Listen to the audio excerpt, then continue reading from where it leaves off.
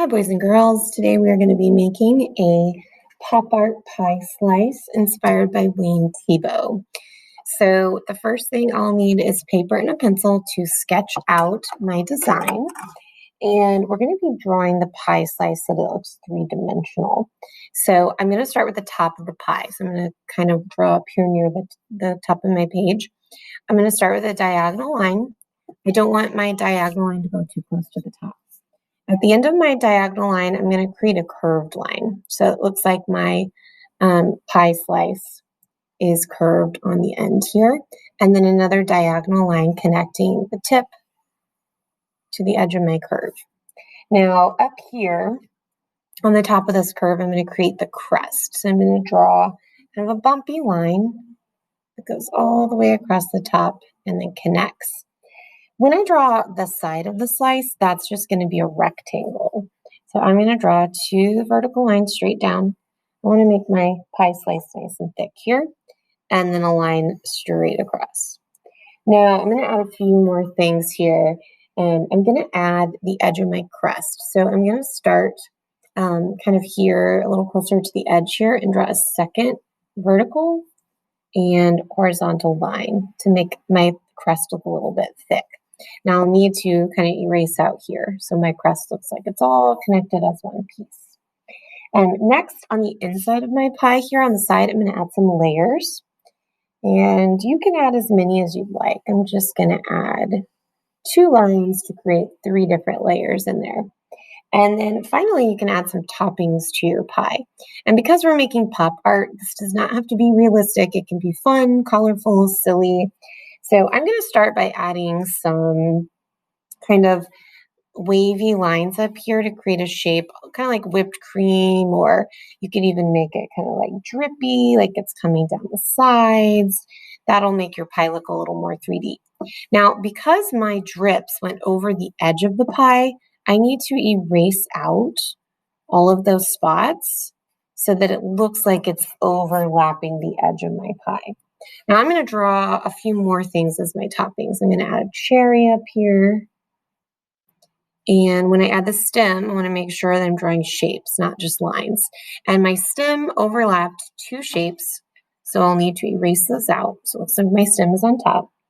And I'm going to add, I'm going to add some blueberries here too. And I'm making all of these shapes overlap each other. So I have to erase out and make it look like one object is in front and one is behind. I'm going to add some details to my blueberries here. And lastly, I'm going to add some texture or details here in my the sections that I added in my layers here. I'm actually going to make my middle layer here look like it's kind of drippy too. And when I come back through here, I'm going to be adding some value to make those drips look 3D. So I'm going to erase that out so it looks like it's kind of dripping from that middle section to the bottom section. And then I could add some kind of neat patterns or shapes, lines in here so that when I color later, I can add more colors, more details, just so that my sections can all be different. Now, next I'm going to add a plate. And because I'm looking at this pie slice from the side, my plate isn't going to be a circle. It's going to be an oval that kind of wraps around. And again, I'm going to practice that overlapping. And I'm just going to lightly sketch in an oval. That's going to be the inside edge of my plate. I'm going to add a second oval for the outside edge of my plate. And yours might go off the page. Mine did a little bit here. That's okay. Last thing I'm going to add is a horizon line. So I'm just going to draw a horizontal line going behind my pie all the way across. That will look like the edge of the table or wherever the surface that my pie is sitting on meets kind of the wall there. Next, I'm going to go through and I'm going to add some outlines. Now I'm going to use 2 different markers. I'm going to use a Sharpie pen and I'm going to use a Sharpie marker. If you don't have Sharpie pens, you could always just use a regular pen. But I want to create thin outlines on a lot of my shapes and then thicker outlines just around the outside. So I'm going to start with my pen and just go through and outline all of my pencil lines.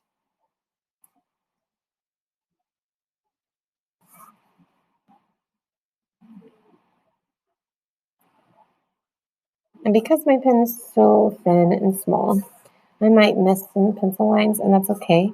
When I'm finished, I'll go back and erase them.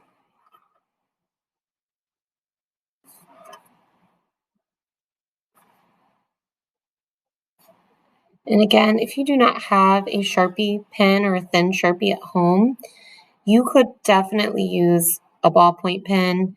A felt tip pen would work best. If you have something that's, or like a skinny marker, just a Crayola marker. And if you don't have any of that, you could even use just a black colored pencil.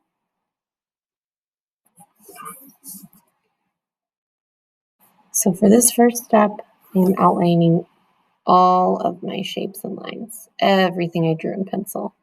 I'm actually going to completely erase all of my pencil when I'm done.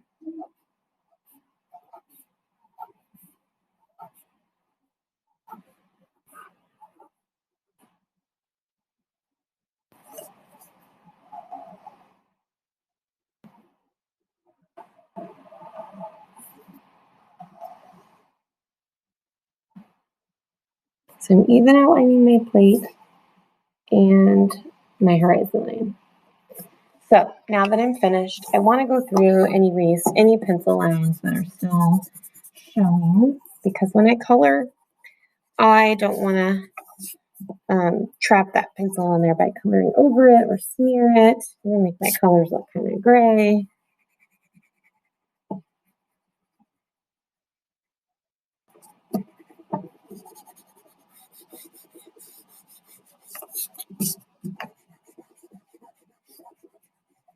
Now that I've got my artwork all cleaned up, I am going to be ready to start adding my color. All right, we are ready to start adding color, and I'm going to be using crayons for this, although you could use color pencils or even markers if that's what you have at home.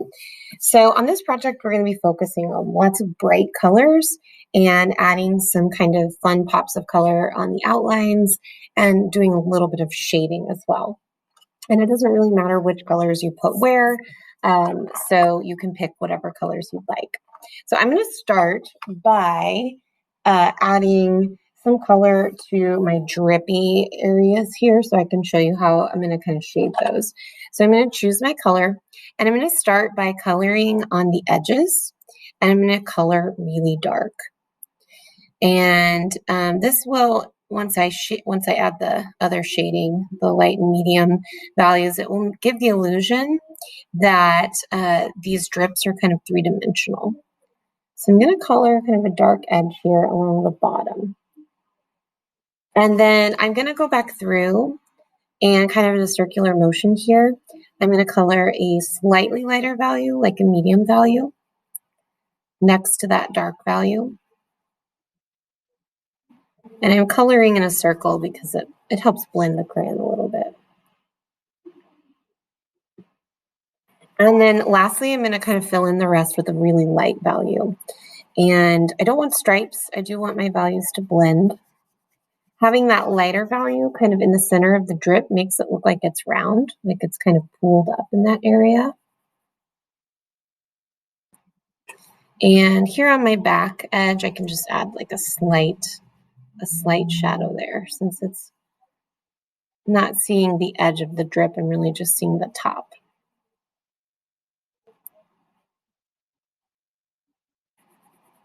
Now, if you have toppings like I do here, you could even add a little cast shadow under those to make them look like they're kind of sitting in that cream or goo or whatever you've decided that it is. Now, I'm going to do something to make it pop even a little more. I'm going to pick another color, and I'm going to add kind of some bright, colorful shadows actually on the pie itself around my dripping goo. And you can actually do this with more than one color. And that's kind of the cool thing about a lot of Wayne Thiebaud's artwork, is that he adds these really bright, colorful shadows when most artists make their shadows kind of gray and dark. It makes his work really pop. So I'm going through and adding these colorful shadows around. I am going to kind of repeat that step around the edges of my pie here. And I'm going to pick some different colors for my shadows here. I'm going to make my pie kind of orangish. So I'm going to start with some orange shadows. And I'm just kind of coloring some dark lines here. And I'm going to add a different color shadow here. Not worried about making it nice and neat. Just want it to be really colorful. Now, I've kind of started with that really dark value like we did on the cream. And then even if I switch colors, I can still continue that pattern of making my values kind of like light, dark, medium, and light. So I'm adding in a medium shadow with my yellow here. And I can even switch colors again and do my lightest value. And if you are blending colors, you want to make sure that when the colors you're blending are going to make kind of a nice color. If you blend too many colors, obviously you're going to get a lot of brownish. So I'm going to repeat those steps with some different colors for my crust here. I'm going to do some kind of bright shadows around the edges, pressing really hard with my crayon, adding that dark value. And since my pie crust goes all the way down, I'm going to continue this all the way down here. And then add kind of a medium value, even though it's a different color.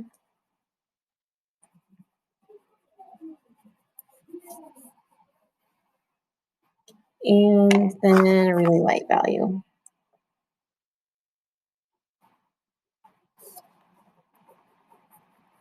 And when I'm doing this light value, I might even kind of like scribble color a little bit.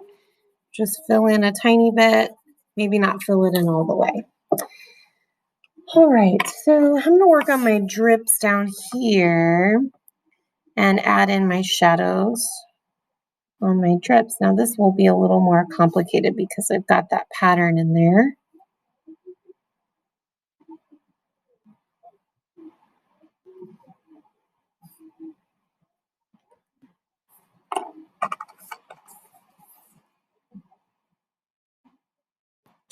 So I'm going to skip over any of those polka dots there.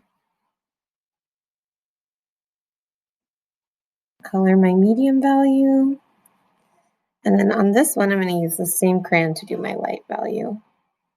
And again, I'm going to color around my polka dots. I want those to be a different color.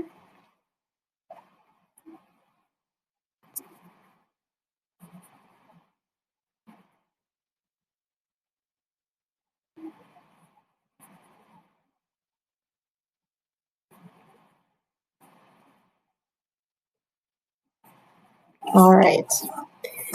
I'm going to add a really light value to this top slice, or the top layer of my slice here, and a darker value to the bottom. Let's see.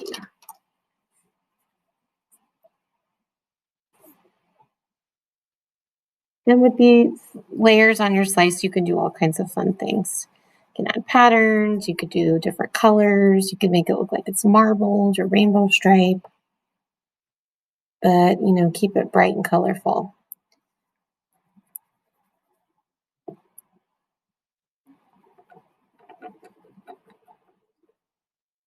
All right, now I do need to color in my polka dots here. You can even add shadows to those too if you wanted to. And then my fruit on top, I haven't colored that yet either. And I'm going to try to make those look 3D as well by adding some shadows.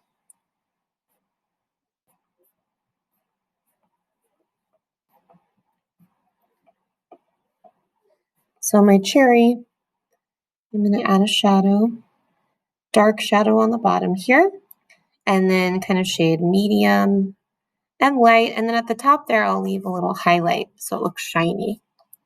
And I can do something similar with my blueberries here.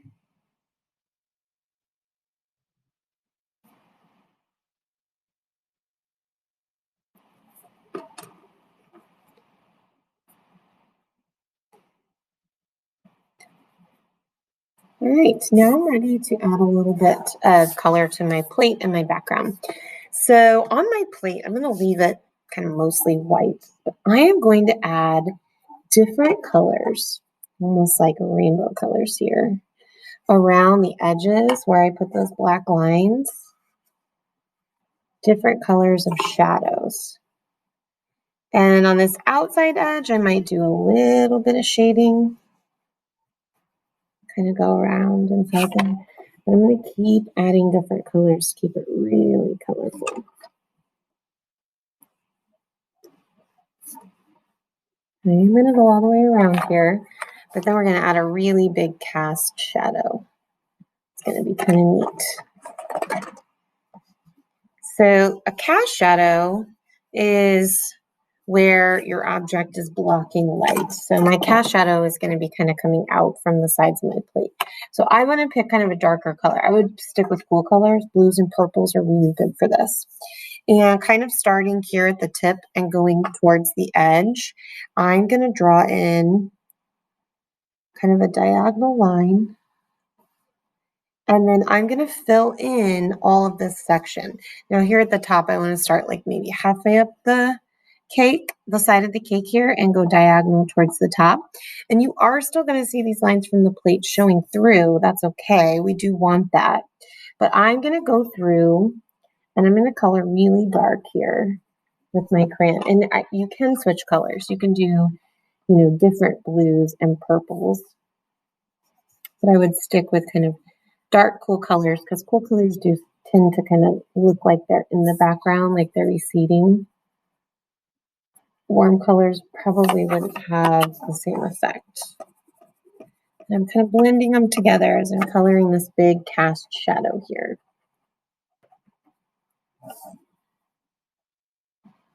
I'm gonna make it a little darker right around the edges of my cake here, so it really looks like a real shadow.